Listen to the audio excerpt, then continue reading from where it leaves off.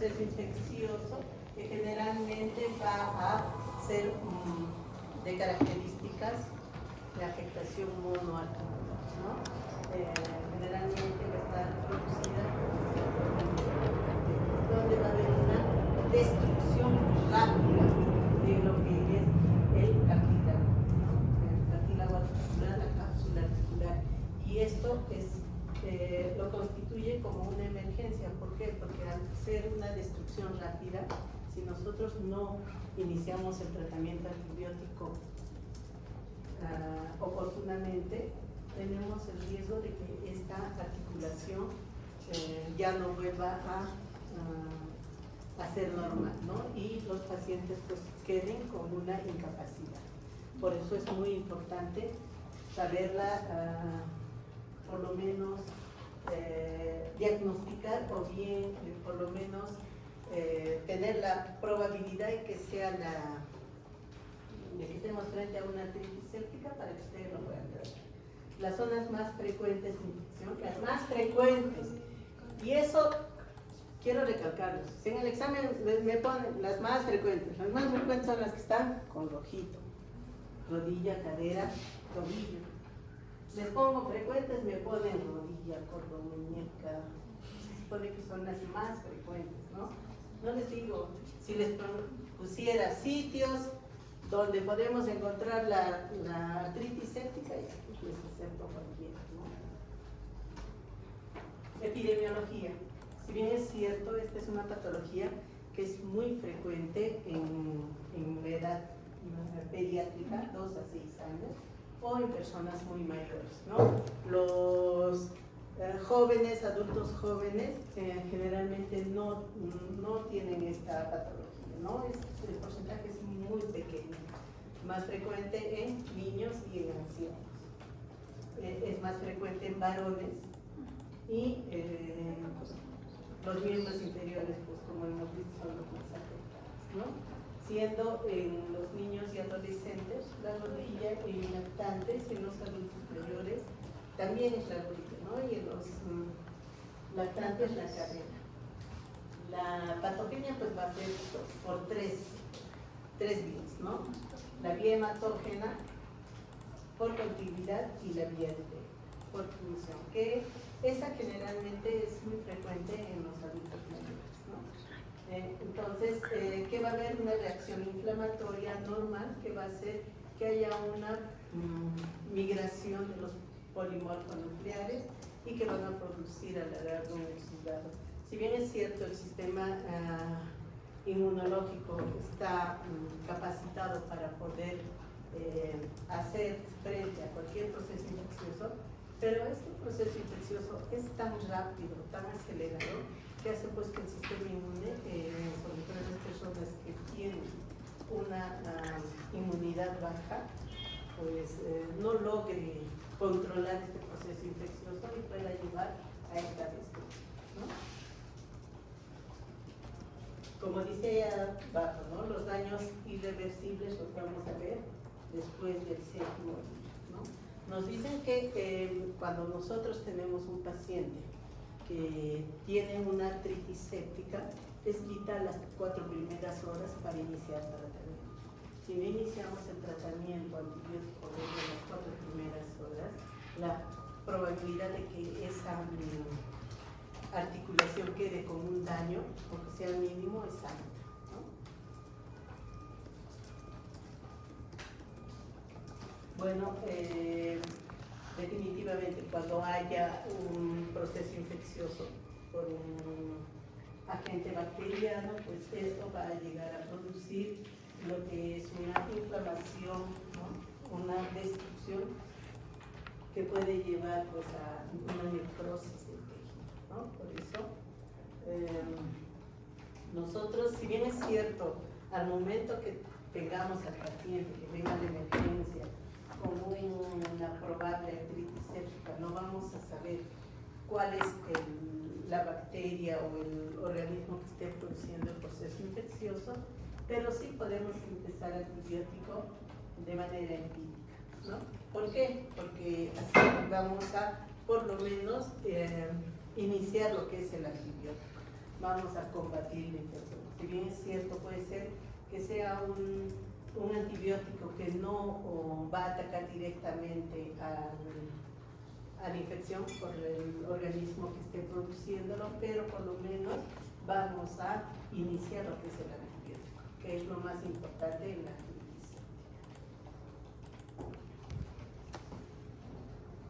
En este cuadro vamos a ver pues, cuáles son los gérmenes más frecuentes de acuerdo a la edad de cada paciente, ¿no? Los niños menores de un mes, los neonatos, pues vamos a ver de que van a ser los estafilococos aureus o el estreptococo beta-hemolítico, el más frecuente que va a producir un proceso infeccioso. En los niños menores de 2 años, el Pneumophilis influenza. ¿Ya? Vamos a ver de que a pesar de que nosotros podamos hacer un estudio de líquido, inclusive puede hacer de que no logremos aislar el germen específico, ¿no?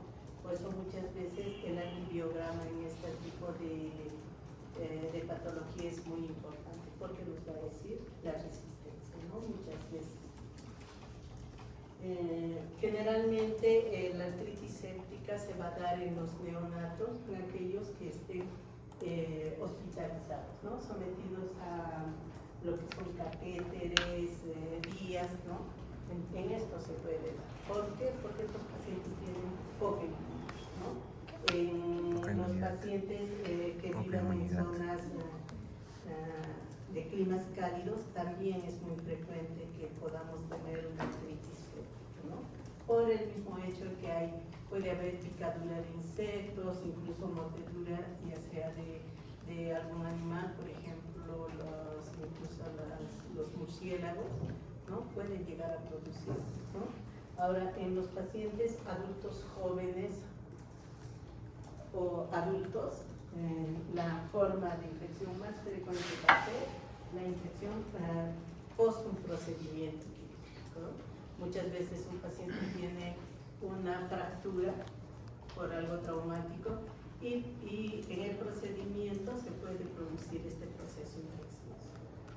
Y esta es la forma más frecuente en esta edad, ¿no? Los factores predisponentes, como les he dicho, traumatismo, ¿no? Cirugías, ¿no?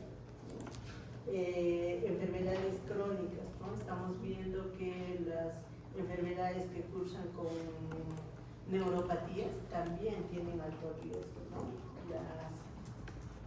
Como la diabetes, ¿no? El pie diabético, que también nos puede llevar a una artritis séptica. La gota, ¿no? La gotatofasia también puede llevarnos a una artritis séptica, ¿no? Cualquier infección cutánea, ¿no? Procesos como la psoriasis también pueden llevar, ¿no? Entonces es muy importante que cuando nosotros tengamos una articulación inflamada, la estudiemos, ¿no? Hacer un estudio de líquido. Muchas veces esto no va a ser posible. ¿Por qué? Porque, por ejemplo, cuando tengamos una infección de la piel, como una pielonefritis, una osteomielitis, muchas veces hacer una punción en el sitio inflamado nos da el alto riesgo de que nosotros podamos hacer una inoculación, ¿no? Bacteriana y produzcamos mayor daño. Por eso muchas veces ustedes van a ver en la práctica de que lo único que vamos a hacer va a ser iniciar antibiótico, dependiendo de las comorbilidades de los pacientes de amplio espectro, asumiendo que estamos frente a una artritis séptica, ¿no? Y que inclusive después de iniciar el tratamiento, unos 7 días después, podremos recién hacer la punción si es que sigue la zona inflamada, ¿no? Pero muchas veces pues iniciamos el antibiótico y remite la infección, ¿no? Y nunca nos enteramos de cuál era el germen que ha producido la sepsis en esa articulación. ¿Y qué manifestaciones clínicas vamos a tener? Un 90% de los pacientes, fiebres, artralgias, ¿no? Y va a haber una disminución o incluso la articulación que va a estar comprometida, no va a haber movilidad, ¿no? Bastante dolor. El dolor puede ser con un EVA mayor a 7. Puede haber incluso cefaleas, otras manifestaciones generales, ¿no? La fiebre muchas veces, a pesar de iniciar el antibiótico, puede persistir hasta 3 días, ¿no? Entonces es muy importante que nosotros tengamos a estos pacientes, aparte de los antibióticos, con antipiréticos y analgésicos. Vamos a ver pues que en los lactantes muchas veces la fiebre o cualquier otra manifestación se va a dar mucho después de la inflamación de la articulación, ¿no? Lo que no ocurre en los adultos, en los cuales la primera manifestación puede ser una cefalea, malestar o una fiebre. Los síntomas van a depender mucho, ¿no? Definitivamente los neonatos no nos van a dar muchos síntomas, ¿no? La sintomatología pues va a ser de repente solo un llanto, dejar de lactar, ¿no? Y van a ser síntomas muy inespecíficos, ¿no? En cambio en los niños mayores pues sí vamos a tener más sintomatología, ¿no? ¿Por qué? Porque va a haber dolor. Al momento de querer movilizar la articulación comprometida, va a haber un dolor intenso y eso le va a producir pues, molestias al niño, ¿no? Asociado a la fiebre, incluso cefaleas, y bueno, estos niños no van a poder deambular, ¿no? Esto es muy importante que se acuerden que el eritema y el edema de la piel y las partes blandas va a aparecer antes de la artritis séptica que en la osteomolitis, ¿no? En la osteomolitis va a ser primero la lesión a nivel del hueso y después ya va a aparecer la sintomatología. Para hacer un buen diagnóstico necesito una buena historia clínica. Como les he dicho, es muy importante, ¿no? Ver si el paciente ha sido sometido a un procedimiento quirúrgico, ha tenido un accidente donde ha habido algún objeto, ya sea punzocortante, que haya estado en contacto con la articulación, o si es un paciente lactante que ha estado con algún catéter, algo, y hay muestra volumen en la articulación, tengo que sospechar, ¿no? El examen físico también es muy importante, ¿no? Para yo poder valorar si estoy frente a una artritis séptica, a una artritis gotosa, una artritis, una osteoartritis. Entonces va a depender mucho de la clínica que tenga mi paciente. Que definitivamente en una artritis séptica va a haber aumento de volumen, edema, dolor, calor, ¿no?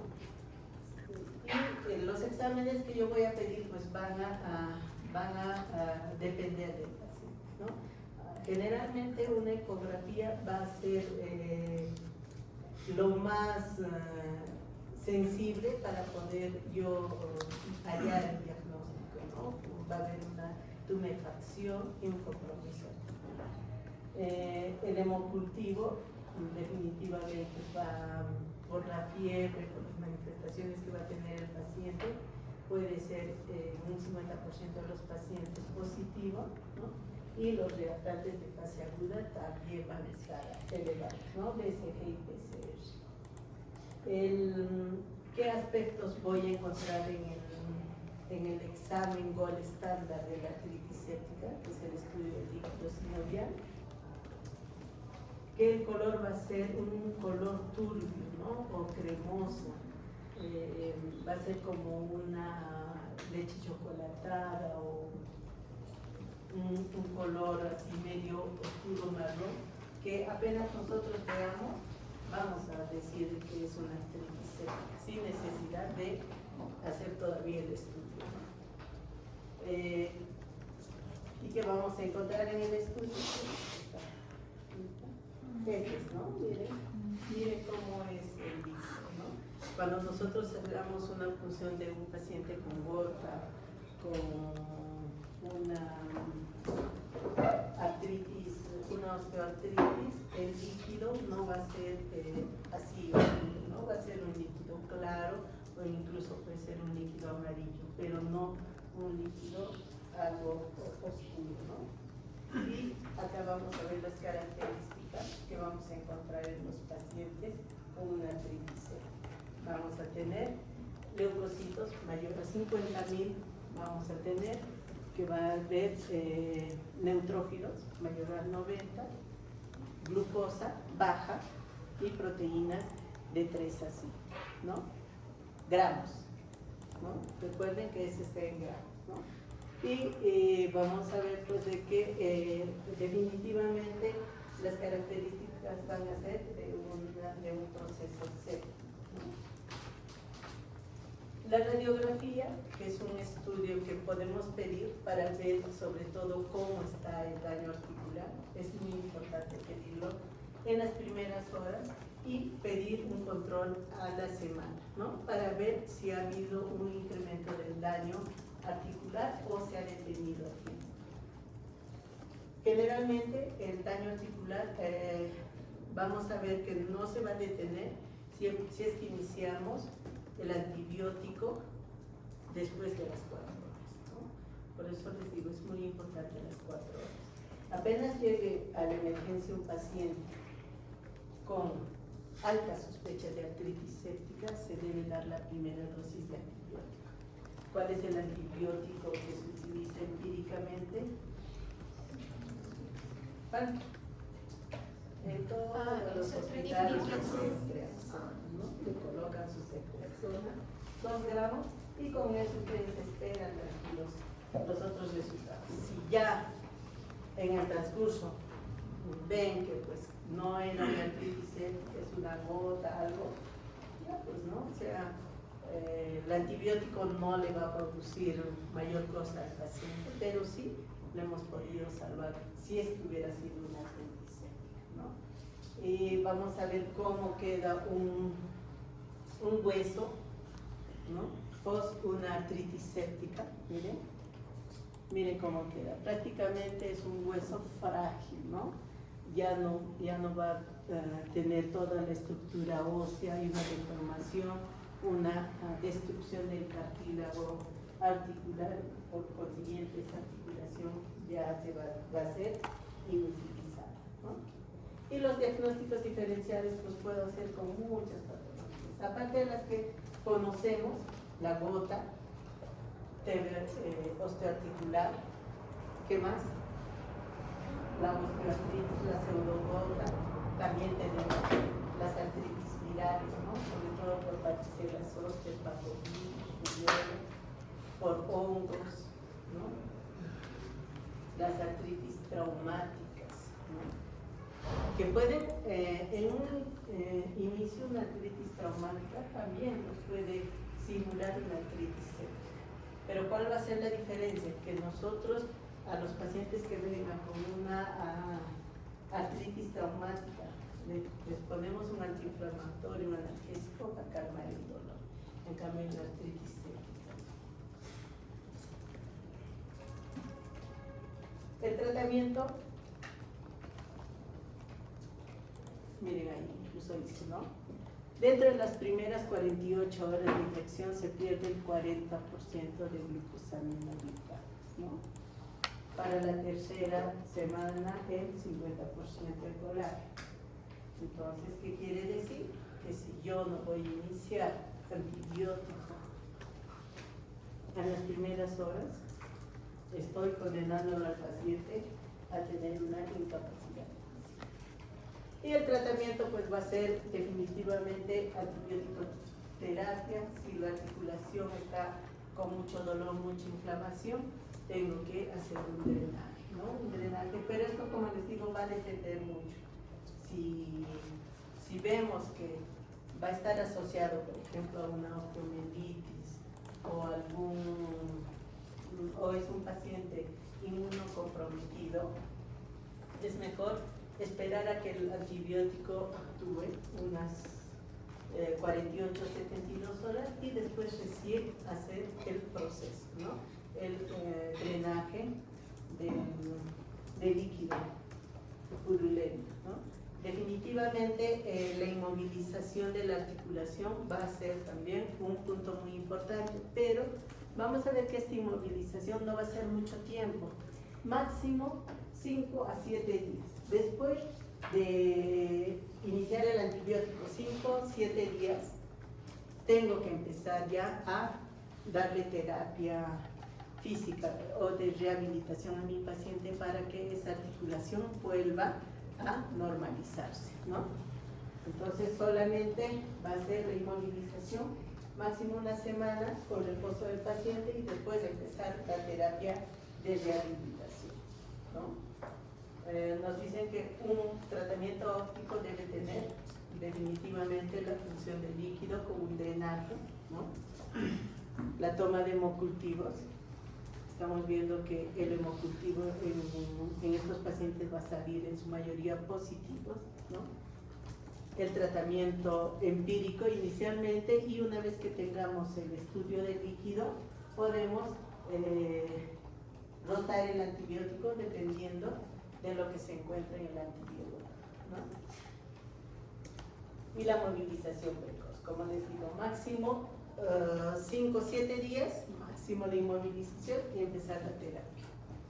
Tenemos acá alternativas de tratamiento de acuerdo a los pacientes, ya sospechando de cuáles son los gérmenes más frecuentes, ¿no?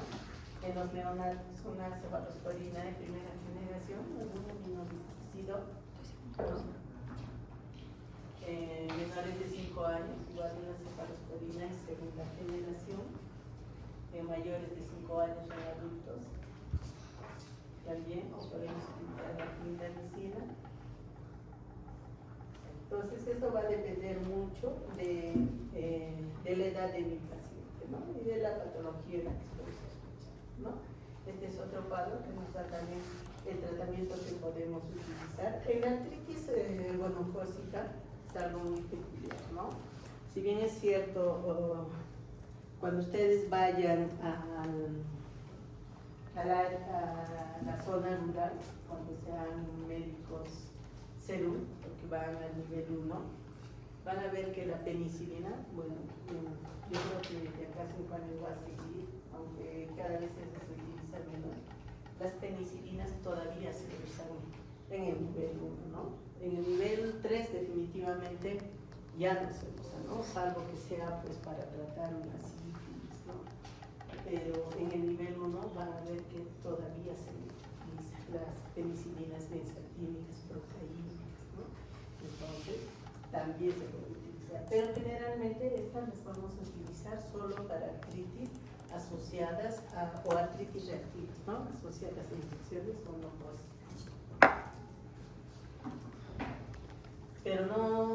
Pero se van a dar con la sorpresa de que en el nivel 1 hasta la penicilina benzatínica le van a poner apenas sospechas de una artritis séptica, porque muchas veces no tienen otro antibiótico, ¿no?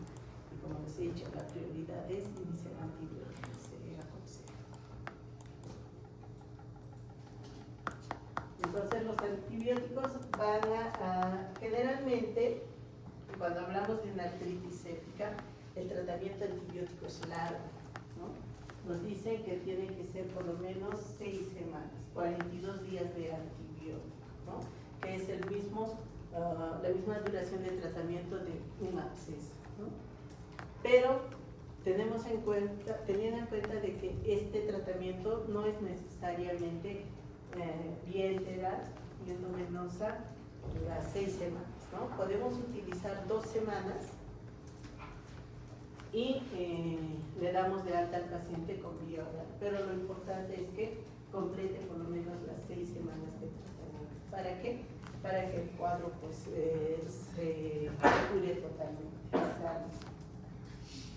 a pesar de iniciar el tratamiento precoz, el antibiótico precoz, pues puede haber secuela, ¿no? En 10 a 25% de los casos.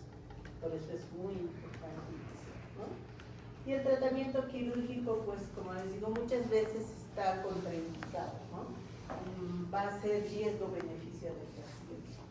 Generalmente este tratamiento quirúrgico se reserva para las artritis sépticas, ya sean en cadera o en hombro, ¿no?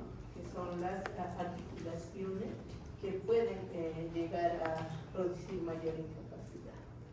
Pero tiene que ser de una manera bien aséptica, ¿no? O sea, con mucho cuidado y con la experticia del cirujano. Si es un cirujano no muy experto, si no hay condiciones, es mejor evitar. ¿Por qué? Porque podemos hacer más daño, ¿no? La movilización precoz, como les he dicho, o sea, lo más pronto posible tenemos que iniciar la rehabilitación para poder mejorar la capacidad de nuestros pacientes y evitar que haya alguna secuela. Antiguamente, pues, se esperaba, ¿no? Se decía que el paciente tiene que estar por lo menos inmovilizado un mes, pero se ha visto que había más secuelas, ¿no? Entonces ahora solamente estamos máximo una semana, ¿no? Los signos de alarma que vamos a encontrar definitivamente pacientes neonatos o muy pequeños, menores de 3 años, tenemos mayor riesgo. ¿Por qué? Porque muchas veces estos niños están con cuidados, ¿no? No están con la mamá y el papá y muchas veces se dan cuenta ya después de un día o muchas horas de haber pasado de iniciar el cuadro. Entonces, y como hemos dicho que estos pacientes no tienen una sintomatología actual, una sintomatología, pues tienen síntomas inespecíficos, es muy difícil, ¿no? Y como no hablan, también. Entonces, hay que tener muy en cuenta siempre esto, ¿no? En los pequeños, sobre todo con alguna enfermedad que les produce inmunosupresión, hay que tener. Las secuelas pues van a depender del momento, como les digo, a mayor tiempo que iniciemos el antibiótico, más secuelas van a venir, ¿no? ¿Por qué? Porque si no va a haber una inestabilidad, acortamiento de esa articulación, ¿no? Y la destrucción es irreversible. Entonces tienen que tener bastante cuidado en los pacientes en los que estemos sospechando de una artritis séptica. Las artritis sépticas son de una emergencia para nosotros, ¿no? Si tienen un paciente con una artritis séptica, de inmediato ustedes mismos indican y se aseguran de que le pongan la primera dosis de antibiótico. En cuanto a las infecciones o a las artritis asociadas a virus, dime, Augusto. Y doctora, disculpe, ¿por qué en la primera terapia en los niños es de primera generación y no una de tercera como se fueron?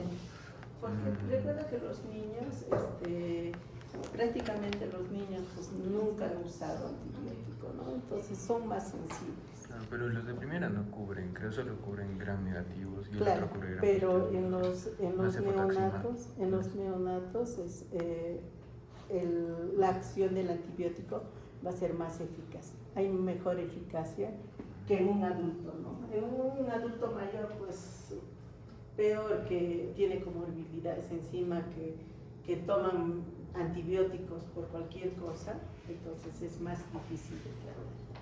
Dime, Luis. Doctora, hay una pregunta. ¿Y qué tan frecuente es que estos pacientes pueden llegar a ser un shock séptico? Sí pueden llegar a ser un shock séptico. Por eso es muy importante el antibiótico, como les digo, ¿no? O sea, si nosotros no iniciamos, recuerden que una de las formas en que se va a propagar el shock séptico es vía mutógena. Entonces, eso hay que cuidar en estos. en estos pacientes. Por eso los pacientes inmunosuprimidos o los niños y ancianos sobre todo son los que más se van a complicar, ¿no? Dime. Para hacer el estudio del líquido, ¿cómo nosotros evitamos de que al momento de sacar haya un Localmente, pues esto va a ser frecuente en pacientes jóvenes y aquellos pacientes pues, que han estado en contacto con un virus, ¿no? Siempre en los pacientes que tengan un proceso viral, una infección viral, vamos a tener que sospechar cuando hay dolor en alguna articulación de una artritis viral. Y van a ver que el tratamiento pues, va a ser básicamente el mismo, ¿no? Casi en la mayoría pues, los corticoides van a ser una buena ayuda para nosotros, pero vamos a ver pues, de que muchas veces se comportan como un proceso viral específico, ¿no? Definitivamente las zonas endémicas, las zonas tropicales, van a ser las de mayor riesgo, ¿no? Donde vamos a encontrar todo tipo de virus, ¿no? Y hepatitis B, hepatitis C, VIH, rubiola, ¿no? Inclusive vamos a ver pues, de que muchas veces estos virus, por más que sean crónicos, cuando están asociados a la inflamación de una articulación, pueden volver a ser agudos, ¿no? O sea, un IgG de una infección viral puede llegar a ser un IgA, ¿no? Y no estamos hablando de una infección aguda, sino es una infección crónica que se puede dar en algunos casos, ¿no? Y esto muchas veces pues confunde, ¿no? Y dice que, pero si este paciente tenía antes, ya tenía una hepatitis B crónica, ¿por qué me sale ahora como que es aguda, ¿no? Y ese es por el proceso inflamatorio que hay. Definitivamente, pues, cuando nosotros tenemos una infección viral va a haber una replicación del virus, ¿no? Y esta se puede producir a nivel intraarticular, ¿no? A nivel de lo que es toda la cápsula articular, la sinovia, los tejidos articulares. Inclusive vamos a ver de que, aunque es muy raro, puede darse después de la vacuna, ¿no? Las vacunas pueden llegar a producir un tipo de artritis, ¿no? Que no es muy frecuente, pero sí se puede dar, ¿no? Entonces vamos a ver pues de que la respuesta humoral, la formación de los autoanticuerpos va a tener un papel muy importante en la aparición de este tipo de artritis, ¿no? Definitivamente vamos a ver que los virus son capaces de iniciar los síntomas reumáticos a través de muchos mecanismos agudos, ¿no? Como les estaba diciendo, muchas veces un paciente que ha tenido una hepatitis crónica hace 20 años, pero nosotros le hacemos un estudio y nos va a salir con un IgM, ¿no? Como si fuera algo agudo. Entonces, esto va a depender mucho del huésped, ¿no? ¿Qué factores tiene? La edad, si tiene algún antecedente genético, historia de infecciones, si tiene alguna alteraciones a nivel de la respuesta inmune, si ha sido sometido a algún tratamiento crónico. Entonces todo esto va a ser relevante para poder diagnosticar este tipo de patologías, ¿no? ¿Y por qué se da este tipo de patologías? ¿No? Vamos a ver pues por tres mecanismos, ¿no? La invasión directa, ¿no? Que se va a dar cuando hay la replicación del virus, se va a dar a nivel de lo que es el mismo tejido, ¿no? La cápsula articular, el tejido sinovial, y va a producir pues una inflamación, ¿no? La formación de los inmunocomplejos, ¿no? También estas pueden llegar a producir pues, una replicación o una formación de los inmunocomplejos a nivel de las articulaciones, lo que va a producir un proceso inflamatorio, ¿no? Y también que tengamos un virus latente, ¿no? Y que haya alteraciones a nivel del sistema inmune que hagan que se produzca este proceso inflamatorio. Si bien es cierto, no está bien explicado, pero sí se ha visto de que un virus latente puede llegar a producir la inflamación de una articulación, ¿no? Entonces, cuando hablamos de la invasión directa, vamos a ver pues de que esta se va a dar directamente cuando el virus va a producir la destrucción a nivel de la articulación, ¿no? Y esto vamos a ver sobre todo en lo que es la rubiola, ¿no? Y el parvovirus y el enterovirus, ¿no? Entonces son virus que pueden tener este tipo de inoculación, ¿no? Directa. Cuando hablamos de lo que es la formación del complejo autoinmune, vamos a ver pues que esto va a depender mucho de la respuesta del huésped hacia la infección viral, ¿no? Va a depender mucho del sistema inmune del huésped en el momento en que se produzca la infección, ¿no? Vamos a ver pues de que toda esta replicación viral, estos complejos autoinmunes se van a depositar a nivel de lo que son las articulaciones, ¿no? Y van a producir las artralgias e inclusive pueden llegar a producir alteraciones a nivel de lo que es la piel, ¿no? En la zona periférica. En estas generalmente pues vamos a ver, ¿no? Más frecuentes la hepatitis B, alfavirus, la hepatitis C, el parvovirus, que este es más frecuente en niños, ¿no? Y vamos a ver pues que puede haber incluso una reacción cruzada, ¿no? A lo que llamamos un mimetismo molecular.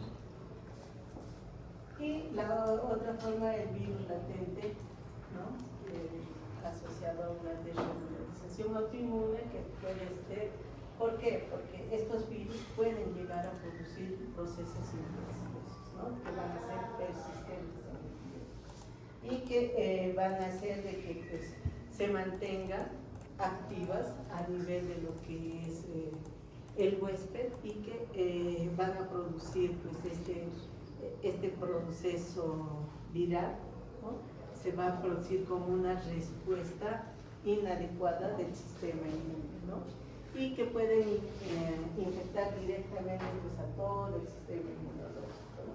Esto generalmente lo vamos a ver en lo que es las infecciones como el citomegalovirus, HPV1, VIH, ¿no? Estos pacientes pues vamos a ver de que muchas veces van a aparecer con el virus latente, como les he dicho, ¿no? Es el virus latente que está por largo tiempo y que por una respuesta inadecuada del paciente pues se vuelve a activar. Es por eso que si ustedes le hacen un estudio del virus a estos pacientes van a encontrar un IgG una semana antes, ¿no? Se produce la inflamación articular, le hacen un nuevo estudio y van a encontrar un IgM, ¿no? Y no es que sea una nueva infección, es la misma infección que ha permanecido latente y se ha reactivado por el proceso inflamatorio. ¿Qué factores de riesgo vamos a tener? Antecedentes de infección articular, ¿no? Antecedentes de prótesis articular en los pacientes drogadictos, el uso de las jeringas. Este es muy importante, ¿no? ¿Por qué? Porque muchas veces estos pues no utilizan las jeringas personales, ¿no? Las utilizan varios, ¿no? Y esto hace que haya que el virus pues se disemine en todos, ¿no? Las pacientes con enfermedades inmunosupresoras, diabetes, lupus, todas las enfermedades autoinmunes que conozcamos, ¿no? Las hepatopatías crónicas, el alcoholismo mismo, ¿no? Los pacientes que están en riesgo de tener las infecciones de transmisión sexual, ¿no? Trabajadores sexuales son los que tienen mayor riesgo, ¿no? Y los pacientes que tengan algún daño articular, ¿no? Pacientes con artritis reumatoide, artrosis, pseudobor. Entonces todos estos pacientes van a ser pacientes que van a tener mayor riesgo a tener una artritis viral, ¿no? Definitivamente la autoinmunidad va a jugar un papel muy importante en lo que es el mecanismo de acción de este tipo de virus, ¿no? Mientras los pacientes estén con un sistema inmunocompetente, entonces el riesgo va a ser menor. Pero una vez que tengamos una inmunidad baja, vamos a tener mayor replicación, mayor riesgo a hacer este tipo de artritis, ¿no? Pues vamos a ver pues, de que definitivamente los virus, al ser organismos que van a aprovecharse del huésped, ¿no? Si este huésped va a tener una enfermedad inmunosupresora, pues va a causar mayor daño en estos, ¿no? El cuadro clínico en general de la infección viral pues va a ser asociado a poliartralgias, puede haber poliartralgias y poliartritis. Recuerden que no es lo mismo una poliartralgia que una poliartritis, ¿no? Hablamos de poliartralgia cuando hablamos de dolor sin un proceso inflamatorio asociado, y poliartritis cuando tenemos el proceso inflamatorio asociado, ¿no? Que esto va a conllevar a que haya mayor daño y una lesión articular, ¿no? Y vamos a ver pues de que va a expresar todas las manifestaciones propias de un proceso inflamatorio. ¿Y cuál va a ser la característica? Pues que la duración va a ser corta, ¿no? Va a ser menor a 6 semanas.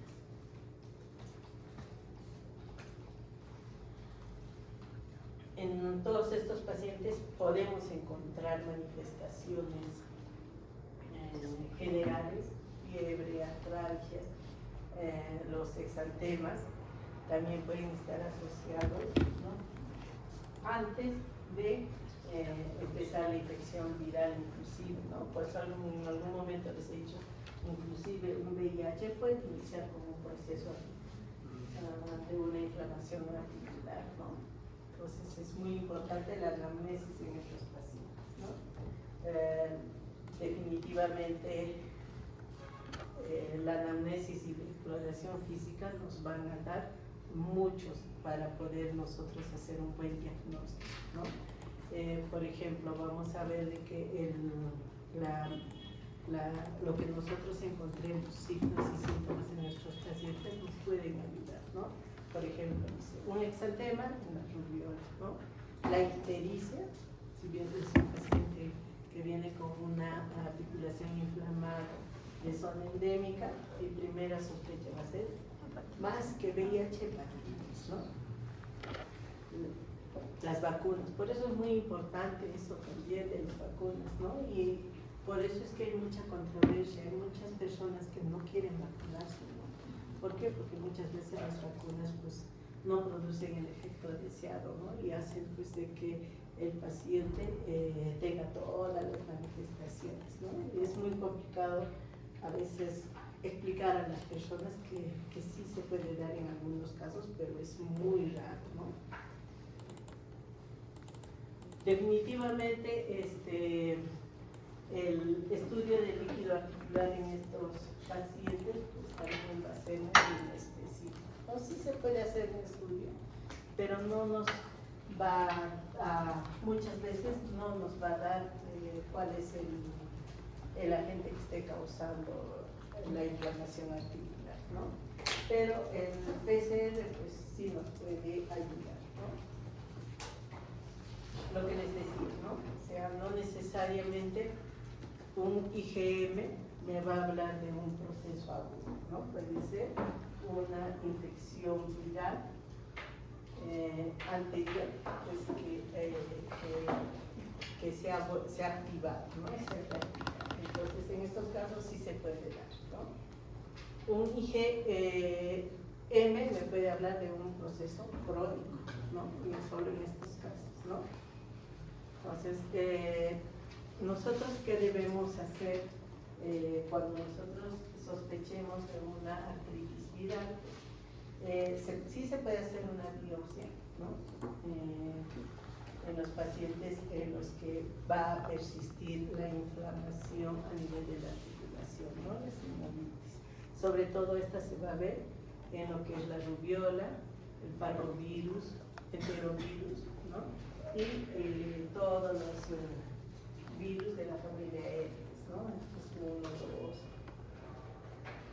¿Qué otras pruebas de laboratorio yo puedo pedir a mis pacientes? Pues un hemograma, ¿no? Un hemograma siempre es básico, ¿no? ¿Dónde voy a encontrar? Pues que puede haber una leucocitosis, ¿no? Una leucocitosis con una linfopenia. Y tengo que pedir, si yo sospecho de una infección por hepatitis, ya sea BS, un perfil hepático, ¿no? La función hepática para ver cómo están las transaminasas, sobre todo, ¿no? Básico, si hablamos de proceso inflamatorio, reactantes de fase, ¿no? Los complementos también, ¿no? Sobre todo el C3, el que está abajo de este tipo de pacientes, ¿no?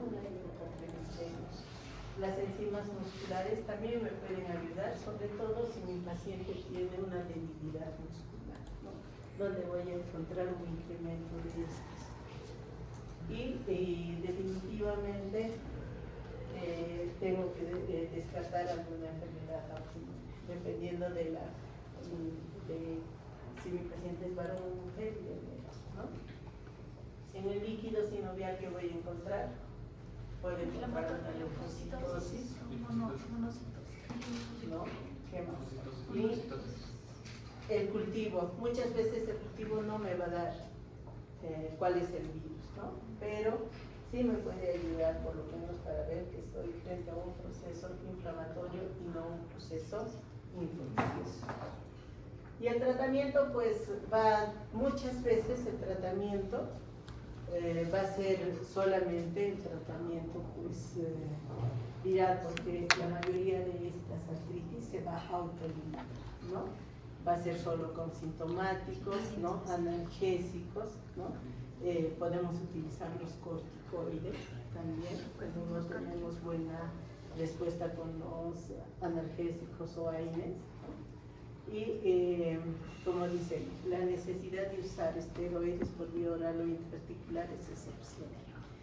Muchas veces es mejor evitar el uso de los corticoides porque nos puede enmascarar la infección viral, ¿no? Nosotros vemos una articulación inflamada, le damos analgésicos, le damos corticoides, vamos a mejorar el proceso inflamatorio rápidamente, le vamos a mandar al paciente a su casa sin haberle pedido las pruebas rápidas. Si de repente es un paciente que tenía que es una hepatitis, un VIH, ¿no?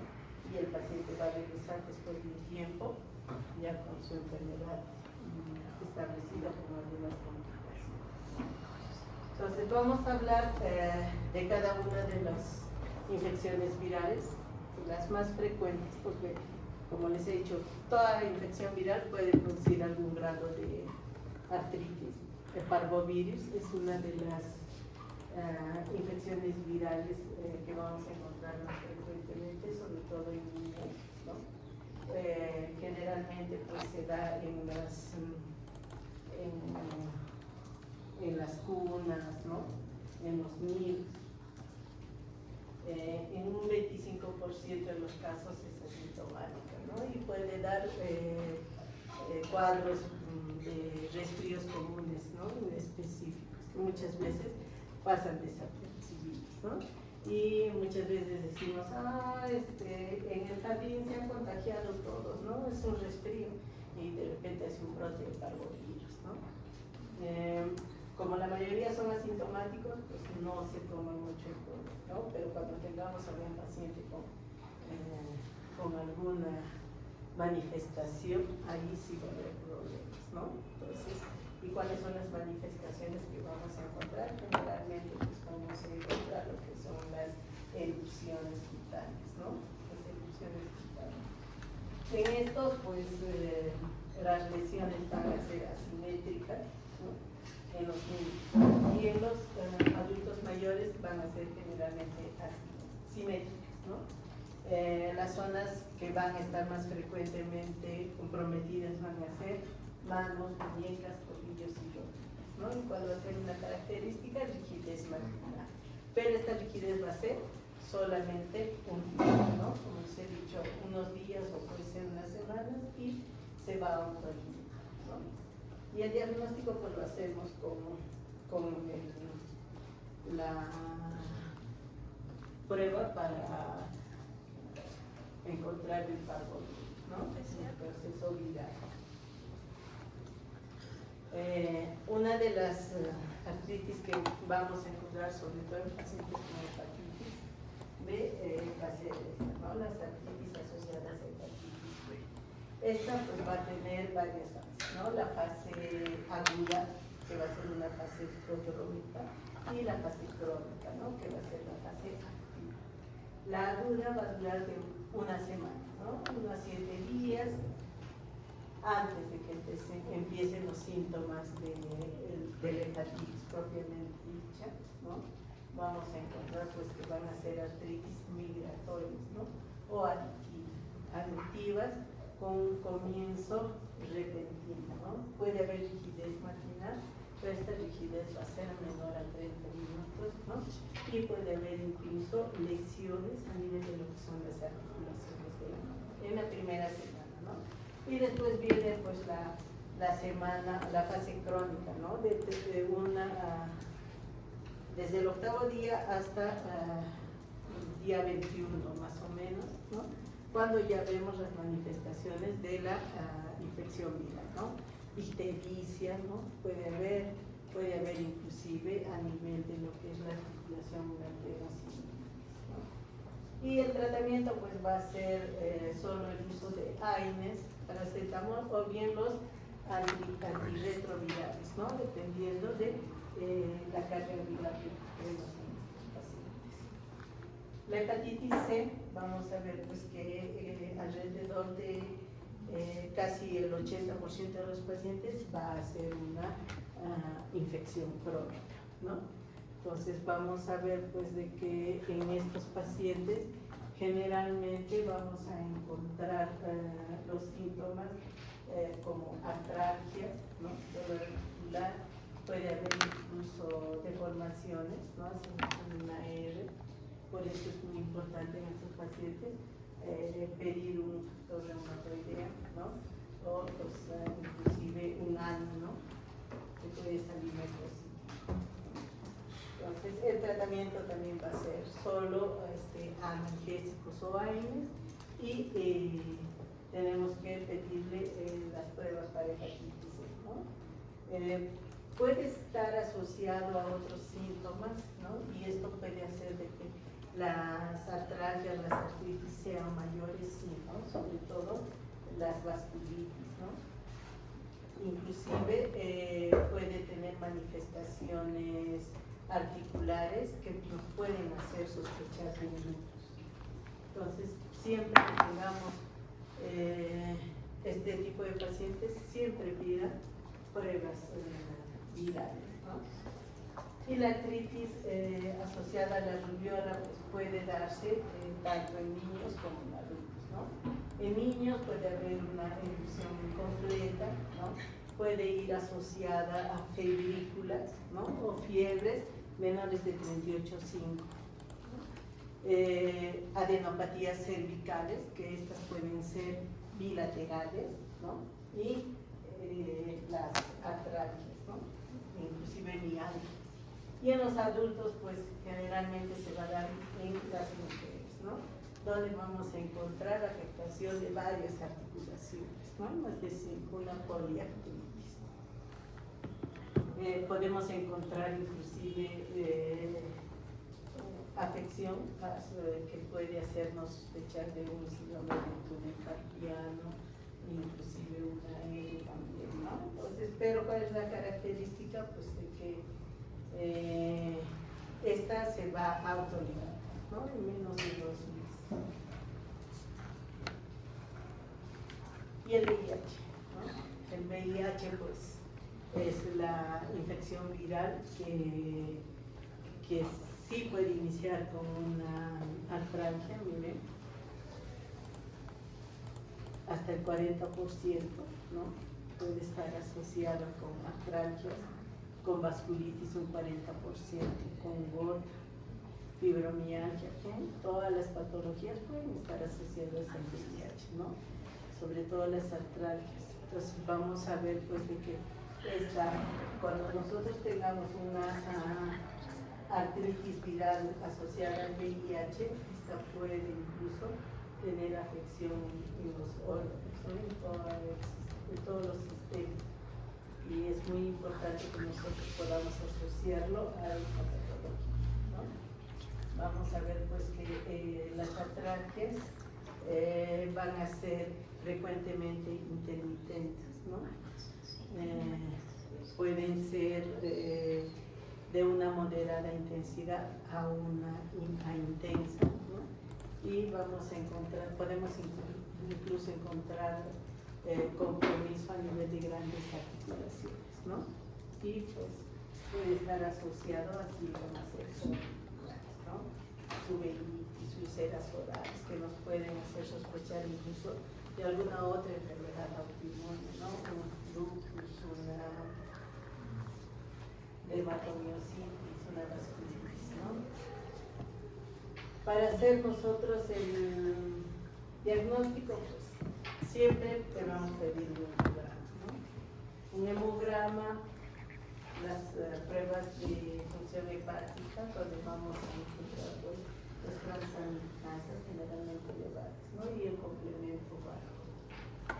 Se puede hacer una biopsia, sí, pero generalmente pues ahora nosotros contamos con las pruebas de VIH que ya son más sensibles, ¿no? Que el periodo de ventana es pues corto, ¿no? Antes teníamos los de segunda generación, que era 6 meses el periodo de ventana, ¿no? Ahora, ¿cuántos días?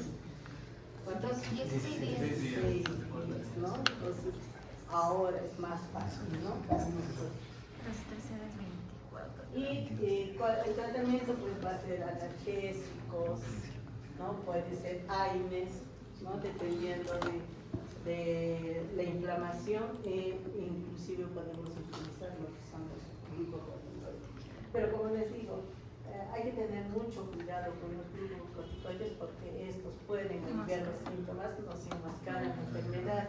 Y recuerden que un VIH es peligroso, ¿no? Porque lo mandamos a casa al paciente y la siguiente vez que va a venir, ya va a venir con una carga viral alta, ¿no? Un CD4 bajo.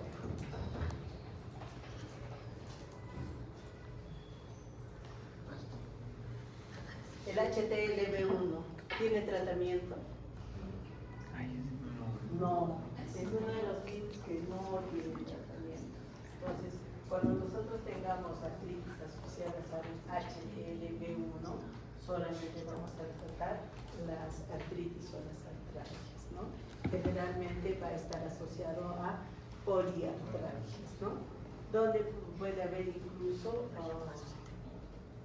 inflamación de una o varias articulaciones, ¿no? Que puede estar asociada a la presencia de nódulos, ¿no? Nódulos subcutáneos. Entonces solamente tratamos. En esto sí no se usan los antirretrovirales, ¿no? El HTLV1 no tiene tratamiento antiviral. Solamente vamos a utilizar el tratamiento sintomático, ¿no? Y podemos utilizar corticoides, pero primero hay que hacer el diagnóstico, ¿no? por alfavirus. Vamos a ver pues que los alfavirus son varios, ¿no? Son, 5 familias, ¿no? De 20 de 19. Entonces, estos también pueden estar relacionados a las artritis, ¿no? Pueden estar asociados a todas las manifestaciones generales, ¿no? Fiebre, astenia, ¿qué más? Cefaleas, ¿no? Náuseas, vómitos, ¿no? Y lo importante va a ser detectar el virus, ¿no? ¿Cuál es el virus que esté produciendo? ¿Por qué? Porque vamos a ver que estas artralgias pueden estar asociadas inclusive a una fiebre hemorrágica, ¿no? O puede haber incluso un síndrome hepatorenal, ¿no? Que en algunos pacientes pues, incluso puede llevar a muchas complicaciones. Por eso es muy importante que nosotros podamos detectar el virus, ¿no? Que es el que esté produciendo esta patología. Vamos a ver pues que las lesiones que vamos a encontrar en estos pacientes van a afectar sobre todo lo que es las extremidades, ¿no? Muñecas, rodillas, tobillos, ¿no? Vamos a ver de que puede incluso las articulaciones pequeñas pueden estar asociadas, ¿no? Y esto asociado a dolor inflamatorio, incluso derrames articulares, mialgias, pueden llevarnos a sospechar de una infección por un alfavirus, ¿no? Igual, ¿no? Otra de las familias, el virus Barman-Forrest, que también está dentro de esta. Vamos a ver también que las infecciones asociadas a lo que es el virus de la chikungunya, el marayo, todas estas también van a producir algún tipo de artritis, ¿no? Y van a estar asociados igual a cefaleas, mialgias, ¿no? Muchas veces son muy específicas, ¿no? Al paciente le duele todo el cuerpo. Estos dolores articulares pueden ser incluso con un EVA mayor a 7, ¿no? Y va a estar asociado a compromiso de múltiples articulaciones, ¿no? El diagnóstico, pues definitivamente, ¿no? Va a haber signos de inflamación, ¿no? Y si hago un estudio de líquido, va a ser de carácter inflamatorio. Recuerden que en el líquido sinovial muchas veces cuando hablamos de infecciones virales no vamos a encontrar el virus, ¿no? Solo vamos a encontrar que va a ser de características inflamatorias, ¿no? Entonces, vamos a ver pues los virus, ¿no? El Mayo también es un virus muy raro, o el Sindvis también, ¿no? Que puede estar asociado a lo que es la presencia de artralgias y mialgias, ¿no? Que incluso pueden ser generalizadas, ¿no? En estos pacientes. ¿Y cuál es la característica? Que tienen buena respuesta a los antiinflamatorios, ¿no? El virus del Mayaro, que es un arbovirus, ¿no? Este también va a estar asociado a lo que son las infecciones asociadas a los artralgias, ¿no? Generalmente, pues el tratamiento igual va a ser solamente sintomáticos, ¿no? Analgésicos y algo. Vamos a ver de que en este tipo de arbovirus, generalmente todas las artritis que vamos a encontrar no van a tener carácter erosivo. ¿Qué quiere decir? Que una vez pasado el brote viral, la articulación no va a sufrir ningún daño, ¿no? Entonces, no va a tener daños irreversibles. Esa es la ventaja, ¿no? Entonces, lo que les he dicho, ¿no? Cualquier virus, en teoría, puede producir artritis, artralgias, ¿no? Pero lo que nosotros tenemos que hacer siempre es demostrar cuál es el virus que esté produciendo. Porque recuerden que hay algunos como la hepatitis B, hepatitis C, el VIH, que pueden llegar a ser formas crónicas. Entonces, es muy importante que nosotros sepamos detectar cuál es el virus que esté produciendo la inflamación articular, ¿no? Y va a depender mucho de de mi anamnesis, ¿no? Mi anamnesis, la procedencia de los pacientes, ¿no? Bien, chicos, con esto terminamos el curso. Nos vemos el 18. ¿A qué hora es el examen?